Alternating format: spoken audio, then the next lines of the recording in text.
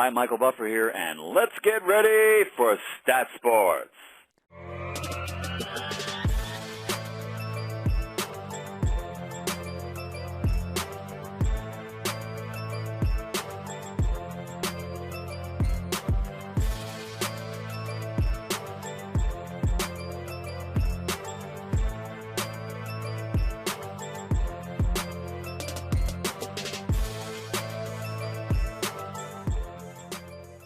I'm super pumped to be back at Hofstra, hanging out with Matt, Sarah, my coach, and mentor in life, and everything else. Aljamain, teammates. So to be here with them, just to hang out, and then also hang out, everybody from Hofstra, kind of where it all started for me. It's super cool.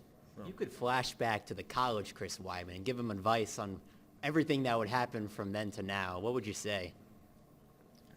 To myself? Yeah. Like, what would I say to myself? Yeah, a college Chris Weidman to you right now. Holy crap! You're gonna do some things in your life you can't even imagine, because I had no idea I was gonna be living this type of life. From obviously like money and people autographs and coming here, like doing these little interviews with people like me. I had no hope. Yeah, I had no hope. I had no desire really to even do that.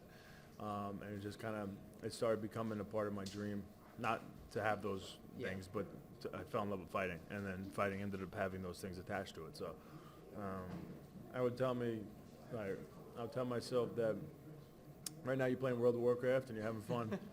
You're doing pretty good at wrestling, but your life is going to get pretty exciting.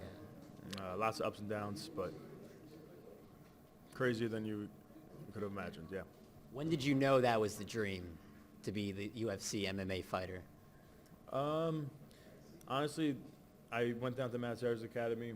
I did 3 months of jiu-jitsu with the gi on. I went down, I did my first grappling tournament, and I beat all the guys, 13 opponents. I did the absolute division, which is like, every weight class combined, so big, small. And I submitted everybody, and I won $1,000. I won a championship belt, a $2,000 clothing sponsorship. And I had wrestled my whole life. I never made $1. Yeah. So, right. Was that a big deal, the $2,000? Oh, are you kidding me? I was so broke. I was living in my parents' basement, had a baby on the way. I was making $12,000 a year as a volunteer assistant coach at Hofstra. Yeah.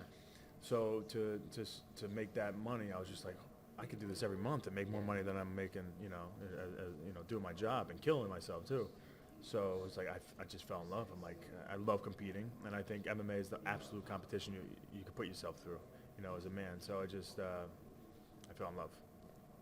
When I think of Long Island and I think of UFC fighters, I think of you at the top of the list. Baldwin, Hofstra, Nassau Community, all of that. Just what does it mean, Long Island, to you?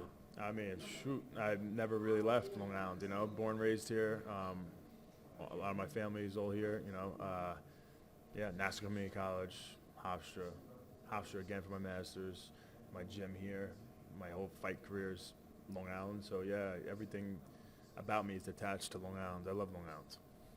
What's your favorite spot to go? Pizza, bagels, anything like that? Man, I'm gonna offend too many people with this. This is, I got some good I got a couple places in Dix Hills. I don't want to mention names because honestly, I understand. It's not a lot of politics. Yeah, I don't want to get killed next time I go into one of these places. But Long Island, between the bagels and the pizza, I mean, you just can't beat it.